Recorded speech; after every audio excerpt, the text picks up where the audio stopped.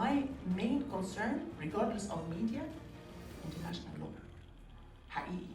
يعني if international law is stepped on that much, then we are in a very, very, very dangerous situation worldwide. Humanity is in danger. Due to the circumstances and what's happening with our brothers and sisters in Palestine, we had to speak up and show the right side of history and actually show the history and what happened in real life and not what the media shows us, because right now Israel is controlling the media. So it is nice to show the right side of all of what's happening and the history of what's happening. We're planning a few events to help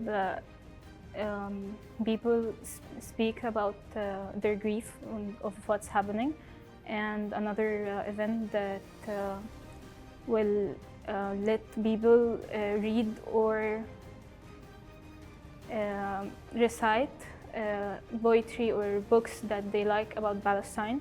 So it's about it's a little bit about raising awareness and speaking up for our brothers and sisters in Palestine. The people of Palestine are humans. They're not just numbers. Everyone that Israel killed is an individual. They have their life story, they have their dreams, and they have their ambitions.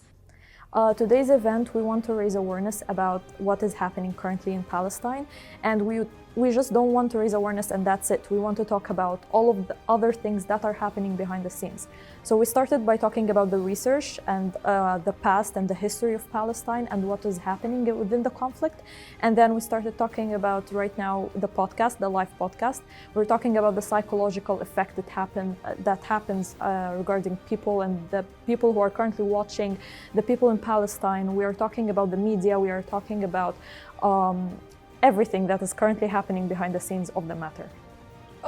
The first myth that we encounter when the subject of Nakba comes up is the Zionist claim that Palestinians during that time either left of their own accord or they were advised to do so by the Arab leaders. So some people would prefer to keep, watching stuff and being informed and so on, and they think that knowing is power, and maybe they will advocate to the cause and they can talk and do things like that. And at the same time, some people get really extremely affected by those kind of videos and the extremely